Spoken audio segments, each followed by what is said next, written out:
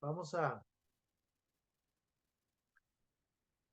repasar este tema que se titula La adoración. El texto que se encuentra en Esdras 3:11, lo leemos de nuevo aquí en la siguiente diapositiva, refiriéndose a la alabanza, a la adoración en el santuario en los tiempos de Esdras, en los tiempos después del exilio en Babilonia, ¿verdad? Dice que ahí en el templo, en el santuario, dice, cantaban alabando y dando gracias a Dios, a Jehová, y decían en sus cantos y también en sus frases, dice, porque Él es bueno, porque para siempre es su misericordia. Ese era el motivo de alabanza, dice, es para siempre es su misericordia sobre Israel. ¿Sí? Entonces, aquí tenemos los otros registros de cómo era la adoración, cómo era la alabanza, la adoración en aquellos tiempos en el pueblo de Israel, la iglesia de Dios de aquel entonces, alrededor del año 450, por ahí más o menos. ¿Ya? Bien, vamos a ver la siguiente para ver, bueno, antes de ver qué puntos vamos a tocar por ahí, el contenido de nuestro tema, eh, nos dice que a pesar de, la Biblia registra que el pueblo de Israel tuvo muchos obstáculos para reconstruir, para levantar el muro de Jerusalén, ¿sí? Pero al fin, con tantos obstáculos como algunos de ustedes han leído en las escrituras, hubo muchos problemas que Satanás, el enemigo de Dios, fue metiendo en el momento de la restauración de los muros de Jerusalén, del templo. Entonces, aún así, se tardó algunos años, ¿verdad? La reconstrucción, pero a pesar aún así de esos obstáculos, se logró el objetivo y se logró reconstruirlo completamente, todo el templo, los muros de Jerusalén. Hubo muchos problemas, vamos a ver la siguiente. Ahí, por ejemplo, Nehemías, el profeta Nehemías, el capítulo 12, en los textos del 27 al 47, ahí él relata la ceremonia de dedicación, cuando ya estuvo listo el templo, ¿sí? O los muros, ¿sí? Más bien, relata la ceremonia y el gozo con que fue realizada. Fue toda una fiesta y vamos a tocar algunos puntos que fueron motivos de adoración a nuestro Dios, porque el pueblo estaba contento, estaba gozoso, estaba agradecido, estaba motivado, estaba inspirado espiritualmente. Y vamos a ver algo, cómo fue esa reunión de los levitas, porque los levitas eran los que ministraban en el templo, los que ministraban, los que dirigían y organizaban la adoración, ¿sí? La alabanza. Y vamos a ver cómo es que se purificaban, ¿sí? Y que vamos a darnos cuenta que no solamente había un coro para ministrar los servicios en el santuario, sino que había dos coros. Y también vamos a tocar un poquito de cada cosa, ¿sí? Porque esto es muy amplio. Vamos a ver qué se hacía ahí en el santuario, qué papel tomaban o qué importancia tenían los sacrificios de aquel cordero, ¿sí? Y también enfatizando la alegría de los sacerdotes y levitas, ¿sí? De todos los que dirigían todo, de todo el pueblo, pero con qué entusiasmo, con qué alegría se dirigía, se organizaba esta adoración a nuestro Dios, como decíamos, por motivos de agradecimiento, para pedir perdón, para reivindicarse con Dios, para reencontrarse, etc. Y vamos a ver primero algo acerca de la reunión de los levitas. Recuerden que de todas las 12 tribus de Israel, la tribu de Leví eran los encargados, todas las familias de la tribu de Leví eran los encargados de toda la administración en el templo, ¿sí? Todo lo que tenía que ver con lo religioso, ellos eran los encargados, ¿sí? Dice Nehemías capítulo 12, verso 27, cuando llegó el momento de dedicar la muralla, cuando ya acabaron de levantar los muros, ¿sí?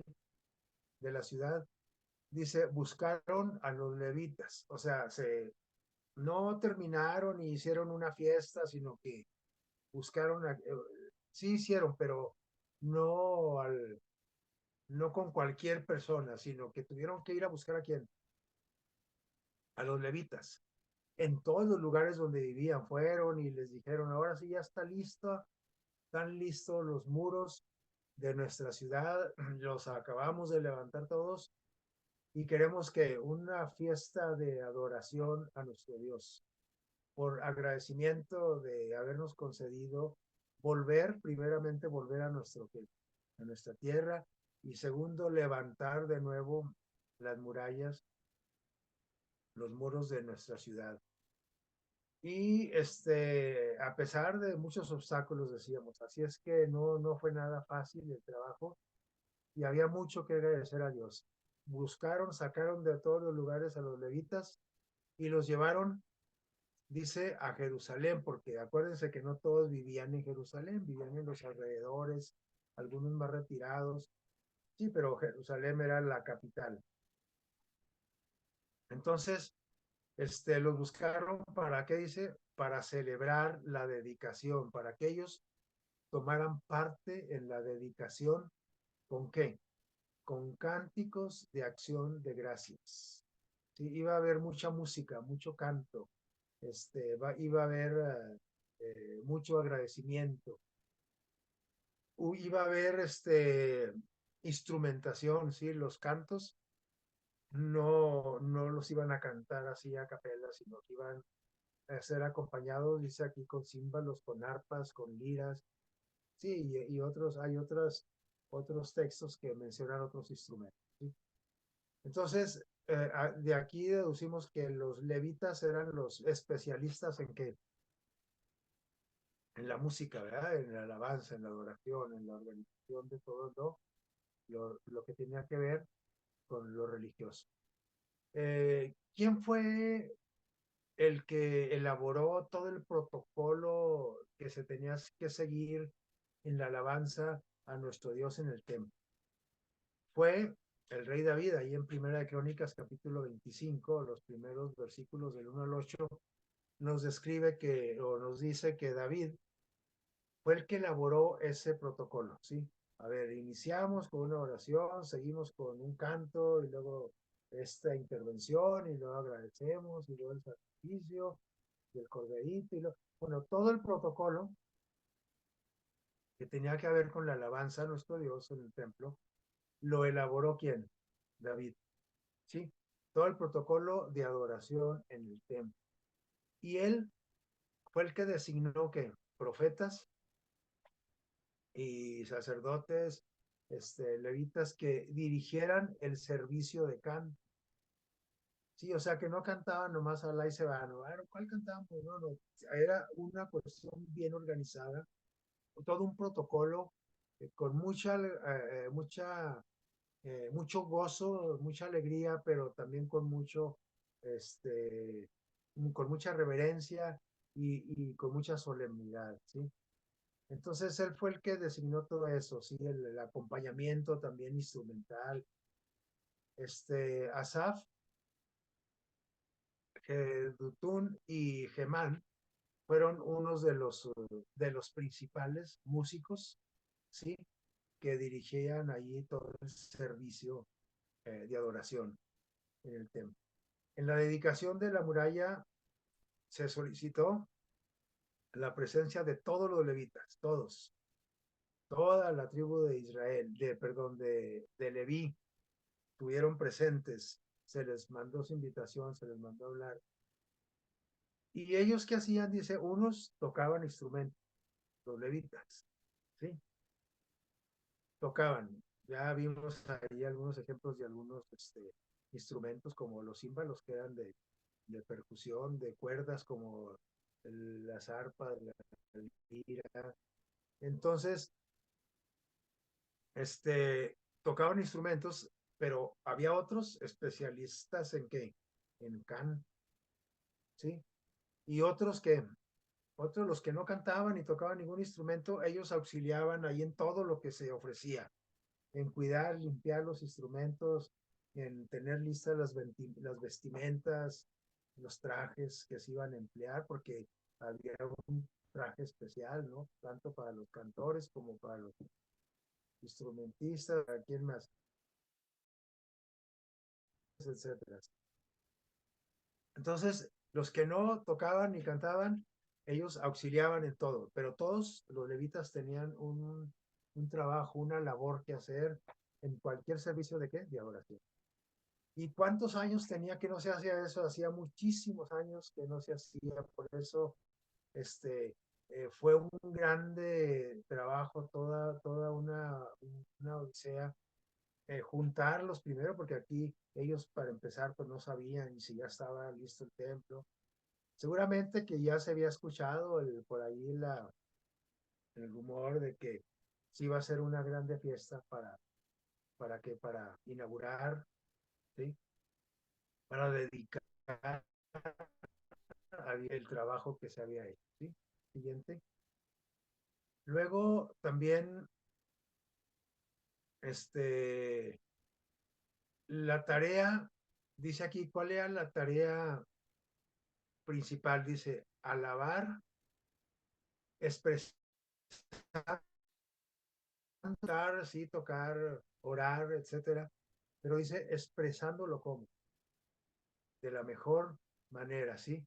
Para que el pueblo fuese como elevado espiritualmente. Es decir, que la música y la instrumentación, la alabanza, juega un papel muy interesante e importante en cualquier reunión de adoración a nuestro Dios.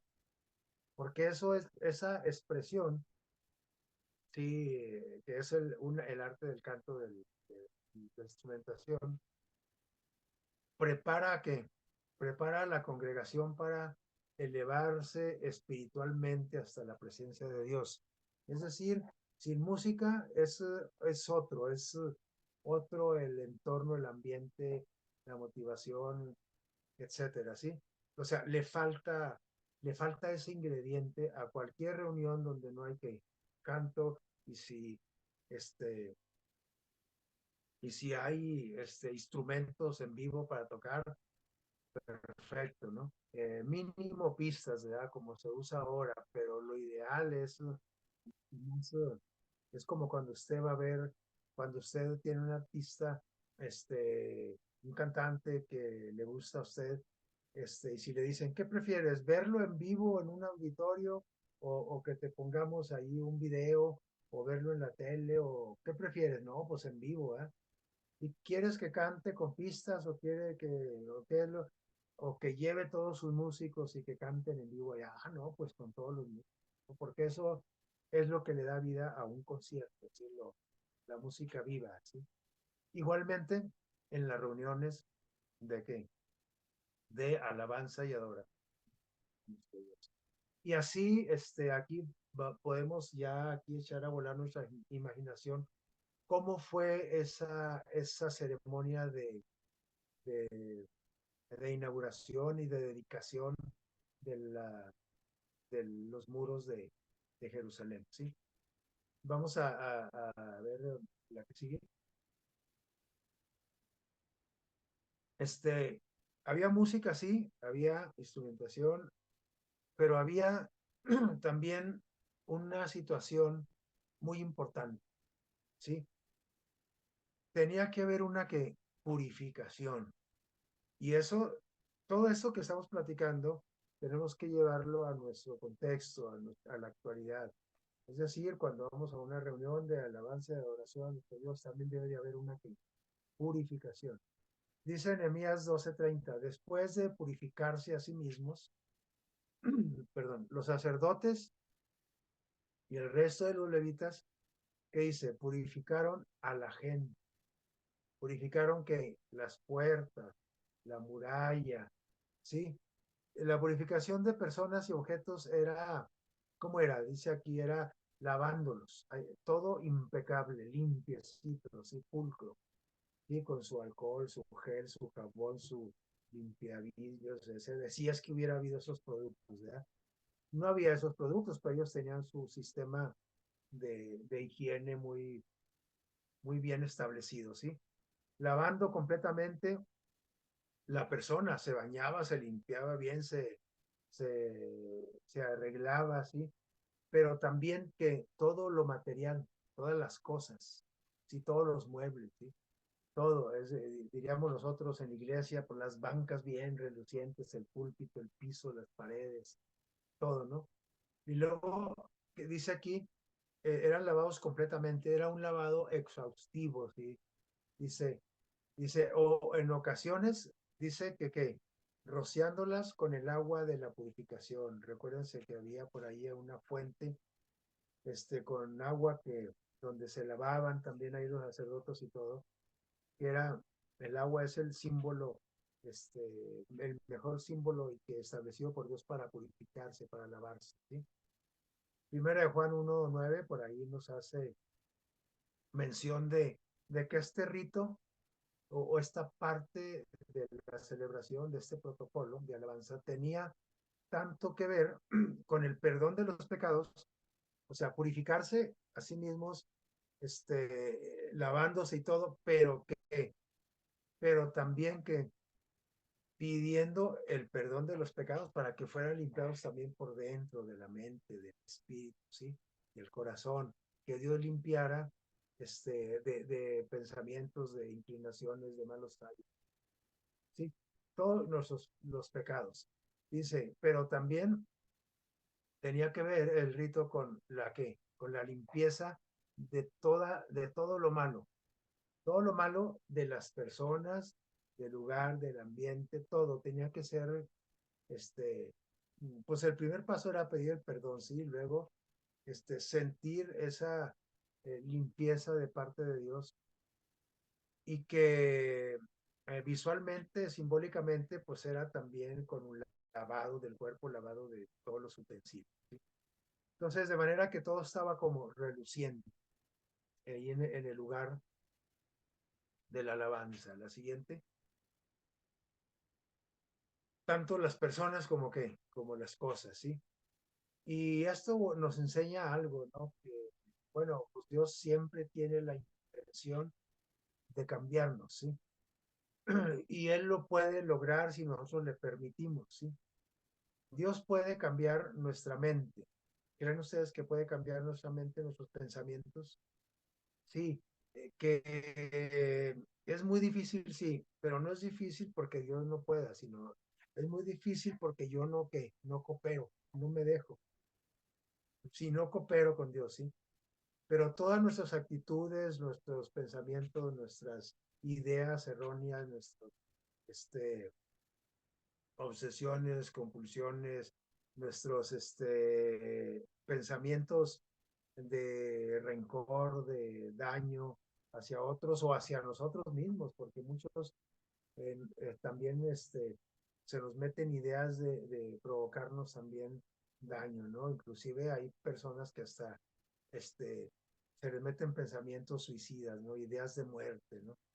Y sobre todo cuando estamos pasando por un momento difícil, por una enfermedad que nos ha causado muchos estragos en la salud. Y a veces decimos, pues ya no tiene caso vivir. Esa es una idea de muerte. Y cuando uno dice ya no tiene caso vivir, cuando uno ya tiene pensamientos, aunque no lo diga, como que ya estuvo, ¿no? Pues para qué le echamos ganas ya. Eso son pensamientos suicidas.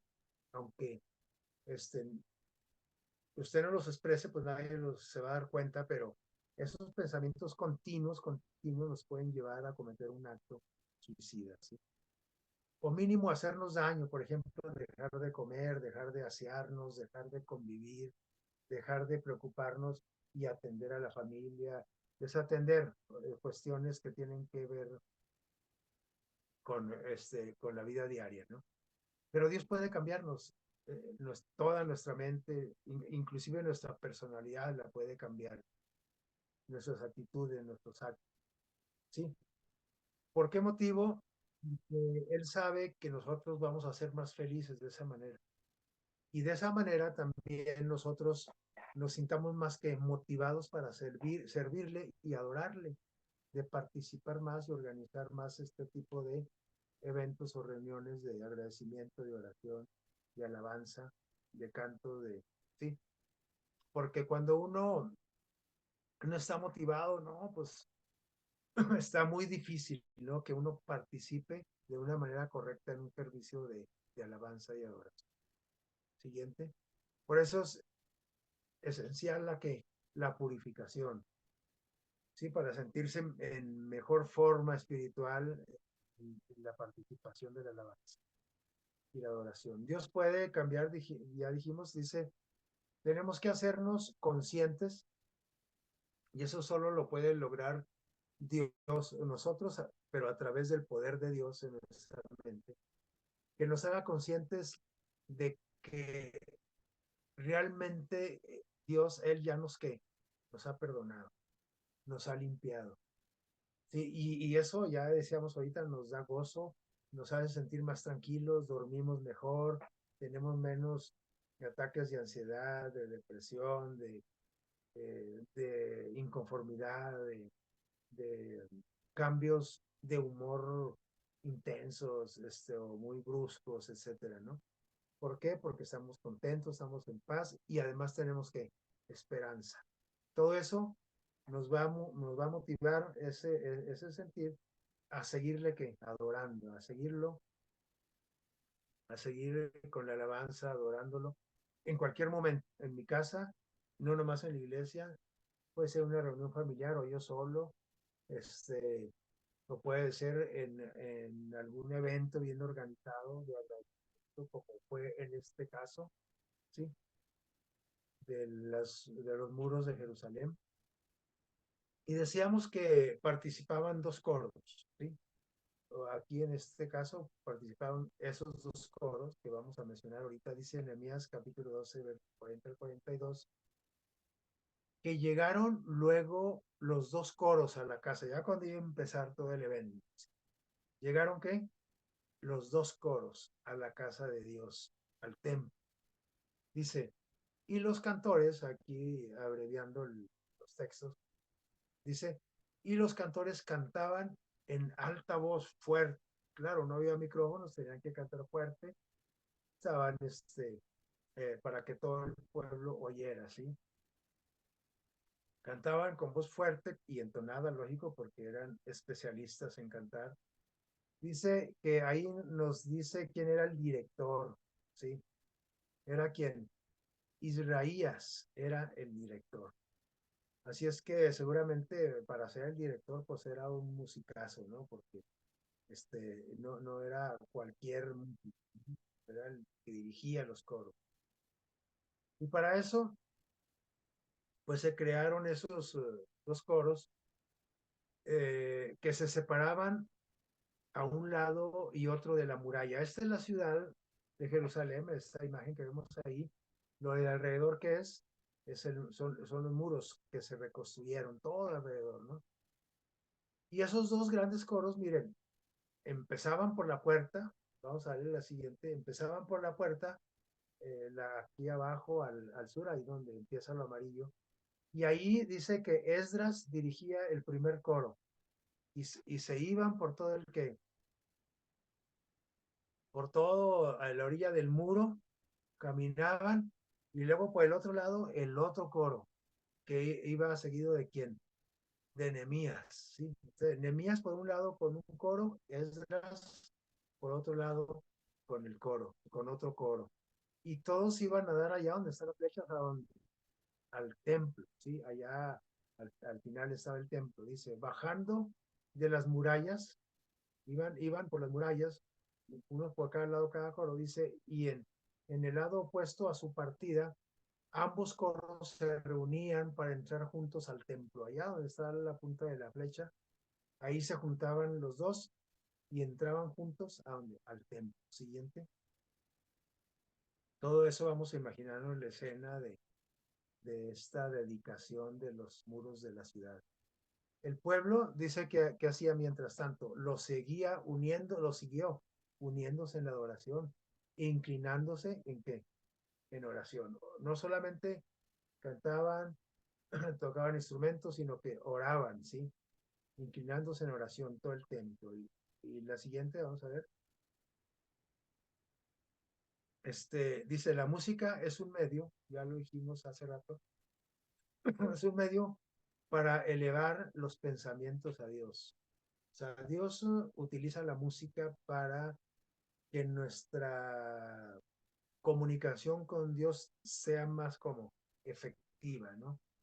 Y realza la experiencia de la adoración, ¿sí? O sea, eleva los pensamientos a Dios, nos motiva a pensar en Dios, ¿sí?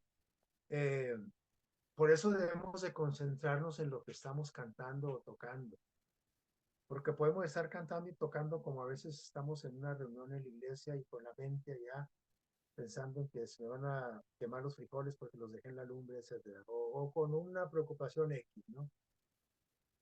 Pues ahí no tiene el efecto, ¿no? La música. ¿Por qué? Porque no estoy concentrado, no le estoy poniendo que atención. Pero si yo le pongo atención a lo que canto y a lo que escucho, a las notas musicales, eso automáticamente los pensamientos son elevados a quien, a Dios. Y esto realza la experiencia de la adoración. Es diferente a que no tuviera esa música, ¿no? Además, el aprendizaje de la palabra de Dios a través de la música es más efectivo. Por eso a los niños se les enseñan,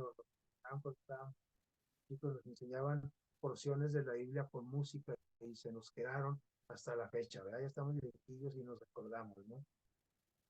En el cielo y en la tierra, ¿qué va a pasar con la música? Seguiremos usando la música como medio de qué, de alabanza. Con la diferencia de que allá en el cielo todos vamos a poder que cantar, cantar bonito me refiero, ¿no? Porque aquí unos cantan muy bonito, otros más o menos, y otros cantamos feo y otros cantamos feyote y otros lo que le sigue a feyote, ¿verdad?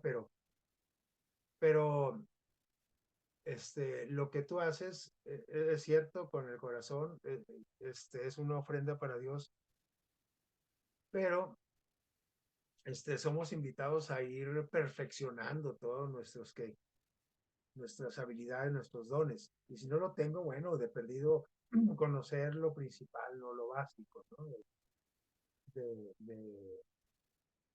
Para desentonar, pero no tanto, ¿verdad? Dice, en el cielo y en la tierra pues seguiremos cantando allá, todos afinaditos, uniéndonos al coro celestial. ¿Qué les parece? Porque allá va a haber mucha alabanza, dice, todos los sábados y cada mes, ¿sí? Vamos a estar en una reunión de ese tipo. Cada sábado, cada mes, y claro, todos los días también ahí cerca de Jesús, ¿verdad? Con Jesús en la presencia. La que sigue. Eso es en relación a los dos coros, a la purificación, sí, a la alabanza. Pero, ¿qué en cuanto a los sacrificios? Miren, esto también formó parte y formaba parte de la adoración o sí, de la adoración y también de todo el protocolo establecido, ¿no?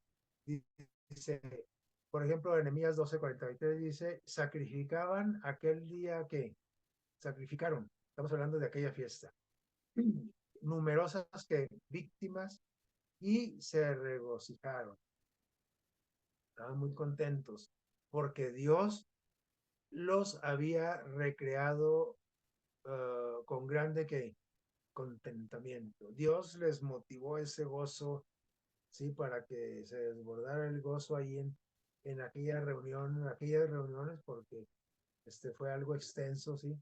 Y dice que se alegraron también que no nomás los sacerdotes y los que estaban ahí ministrando el templo, sino que toda la gente, incluyendo mujeres y niños, para los que dicen que a las mujeres no se les toma en cuenta. En este caso se les tomó en cuenta, y 7 niños también.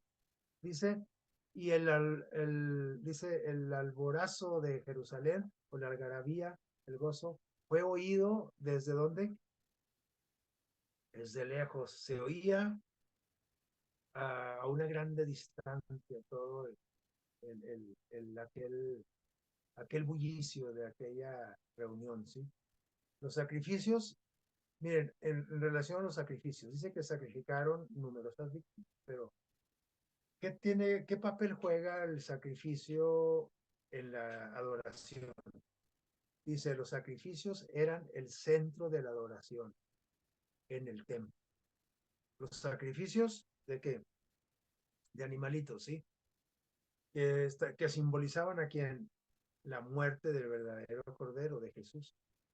Y aquí dice que ni la purificación, lo que mencionamos hace rato, ni la música, ni la adoración en sí tenía sentido si no había que en la reunión, si no había, si no se le daba el lugar al sacrificio.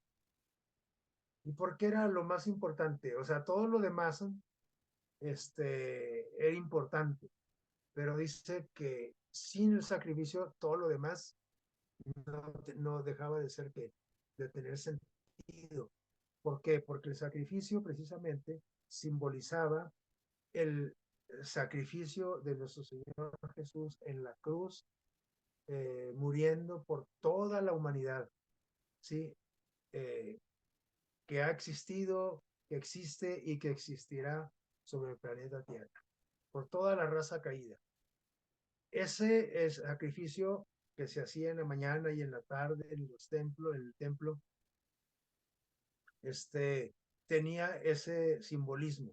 Entonces, por eso, si tú cantas, si tú te purificas, si tú adoras, si tú te arrodillas, si tú lo que quieras, ¿sí? En un servicio de adoración, alabanza, y no, y sacas el sacrificio de Jesús de aquella reunión, dice, nada tiene que sentido. Entonces, el centro de, de, de la adoración es el sacrificio de nuestro Señor Jesús. ¿Sí? Siguiente. Sin embargo, todo junto, le da la relevancia de la que estamos hablando al evento, ¿sí? Dice que el sacrificio apuntaba al Cordero de Dios que quita el pecado del mundo, Juan 1:29. Jesús, pues, es el centro de la oración. Entonces, en nuestras reuniones, hoy, actualmente, en cualquier reunión que tengamos de miércoles, de sábado, de ciudad de jóvenes, de la mañana, viernes, debe de estar presente quién, Jesús. Si no, todo lo que hagamos no tiene sentido. ¿Sí? Jesús tiene que estar en el corazón de cada adorador y en medio de cada reunión. ¿Sí? La siguiente. Eh, Jesús por su muerte es digno de recibir nuestra gratitud, nuestra alabanza, adoración. Y vamos a seguir que en el cielo, ¿sí? Con esa gratitud, y como vamos a estar agradecidos también allá en el cielo, porque esa etapa de la historia de nuestro planeta jamás se va a borrar de nuestra mente. El sacrificio de nuestro Señor Jesús por cada uno de nosotros.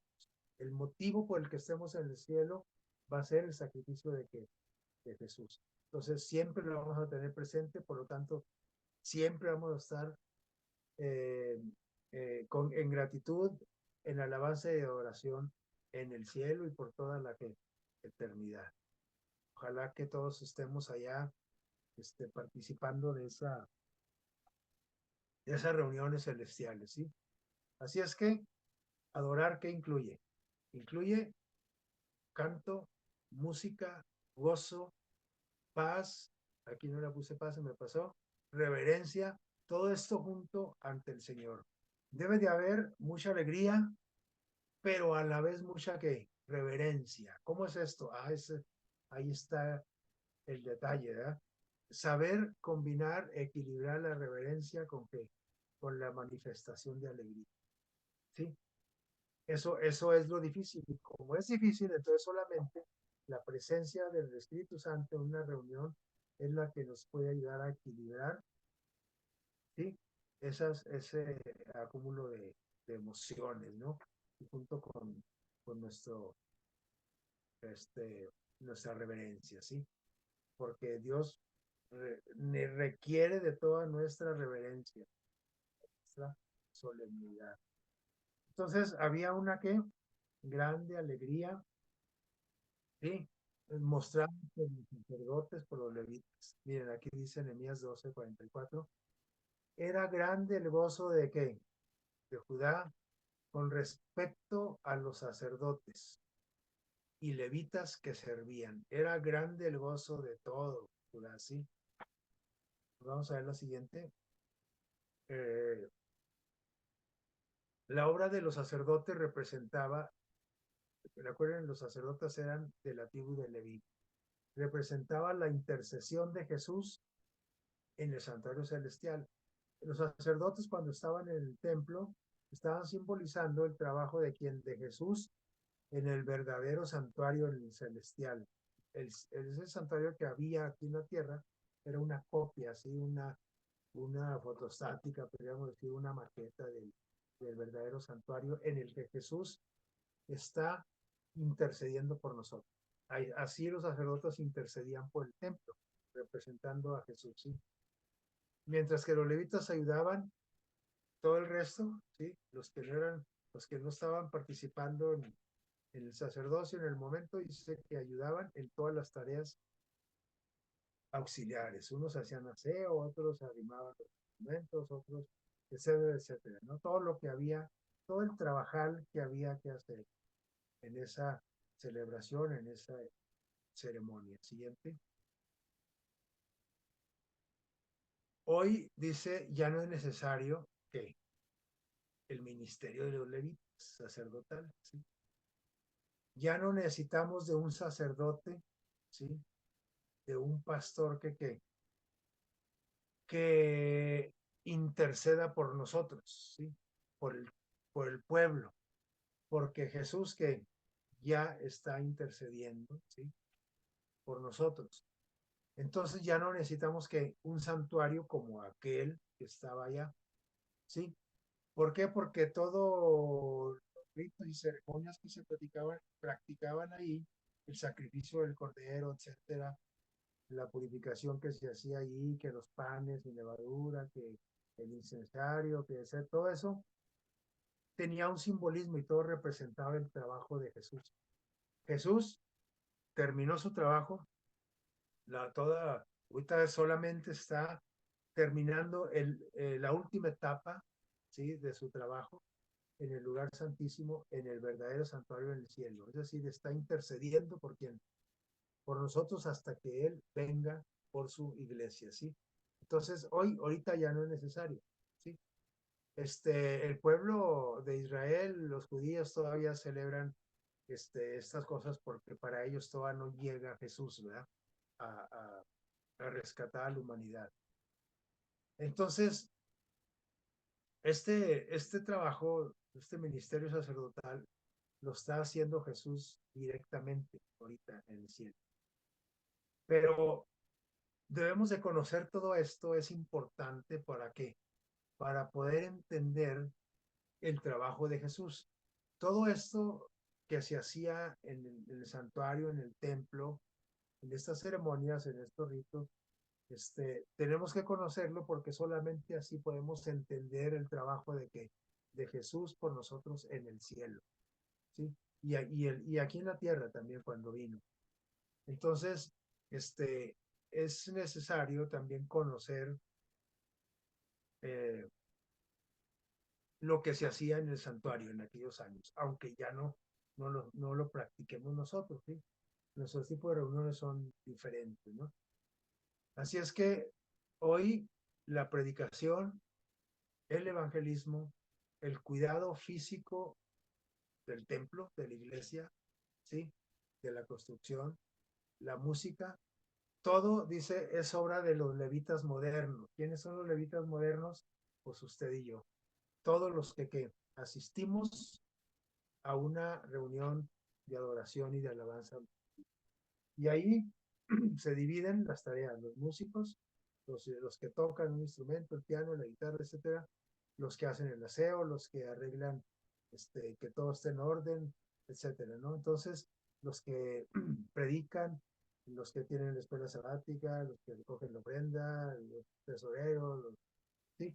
Los que predican no solamente en la iglesia, sino predican fuera de la iglesia también, los evangelistas, etcétera, ¿no? Esos son los levitas que modernos. ¿Sí? Por eso el Señor dice que a su iglesia le llamó real sacerdocio, somos los sacerdotes, ¿sí?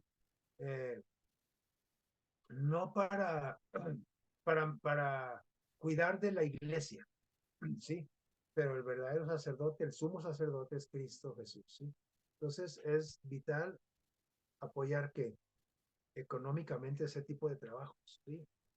Eh, Así como en la antigüedad se le apoyaba económicamente a los levitas porque ellos toda su vida era dedicada a qué? A la iglesia, ¿sí? Entonces, hoy aquellas personas que se dedican a todo eso de lleno de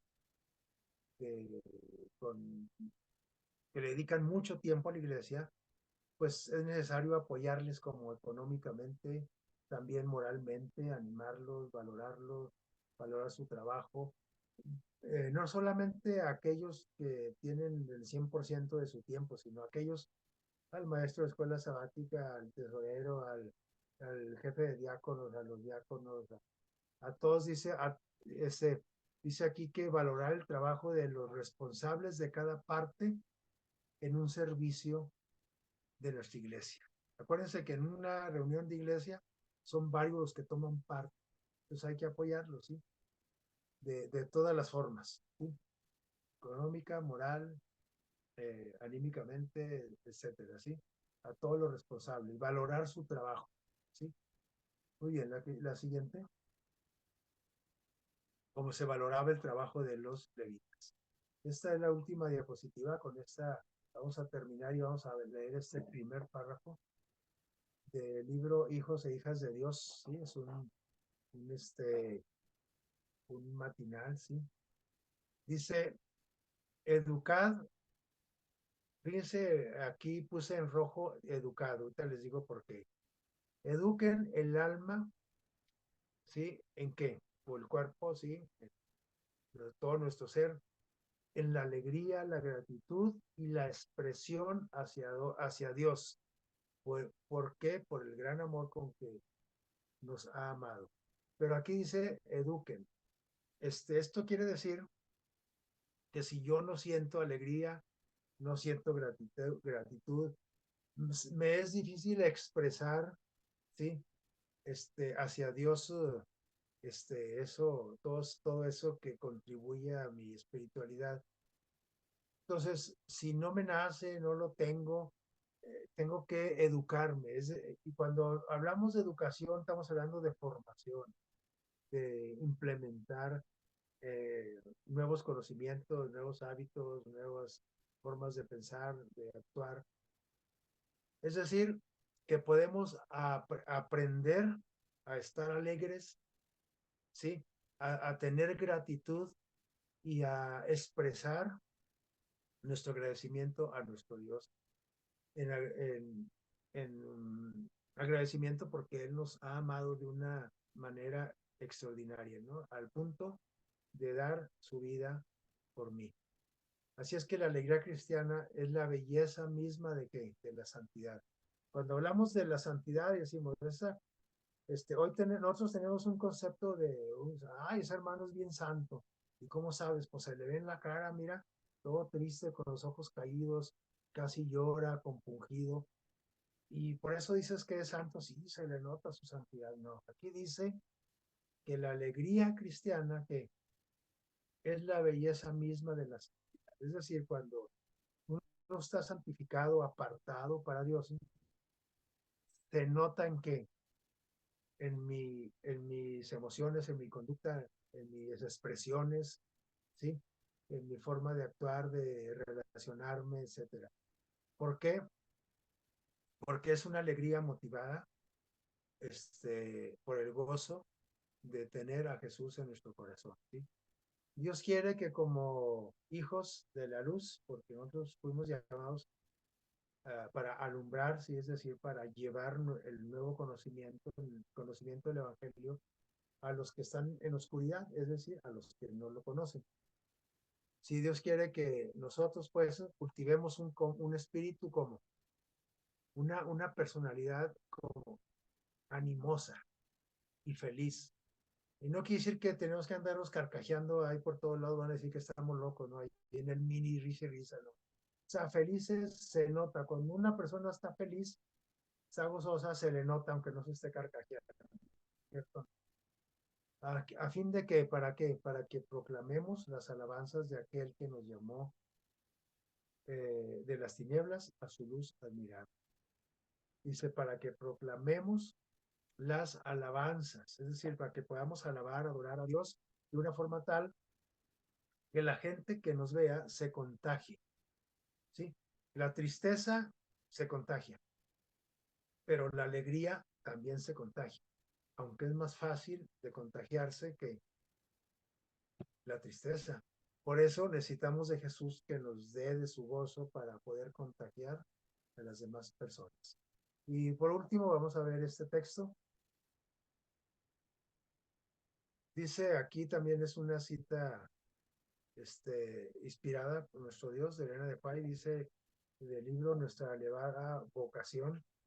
Dice, en cada asamblea de los santos, quiere decir en cada reunión de los miembros de iglesia, ¿sí? Que están apartados para Dios, dice, aquí, en cada reunión, asamblea aquí, abajo, es decir, no en el cielo, aquí, en la tierra.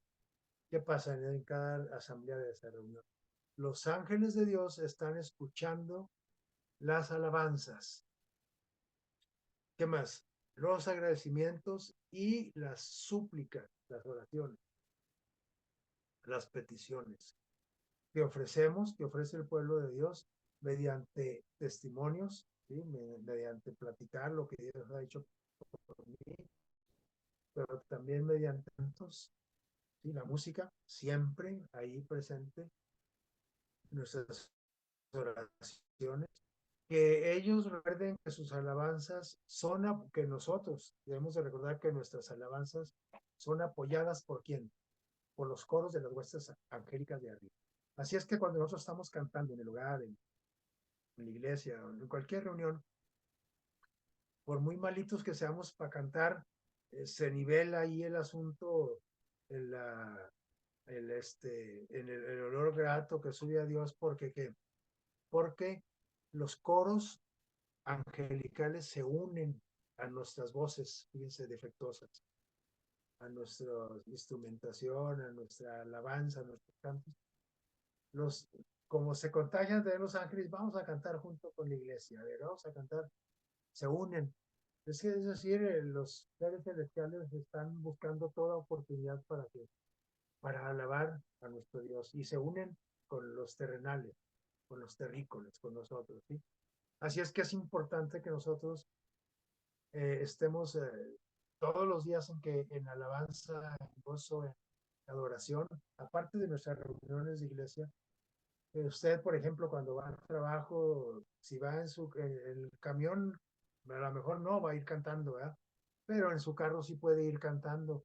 Y téngalo por seguro que a su voz imperfecta ahí se están uniendo quién, los coros celestiales. ¿Qué le parece? ¿Sabíamos eso? Así es que, y también dice aquí que los ángeles y todo el cielo escucha también, no solamente Dios, nuestra alabanza completa y nuestros agradecimientos y peticiones, nuestra súplica.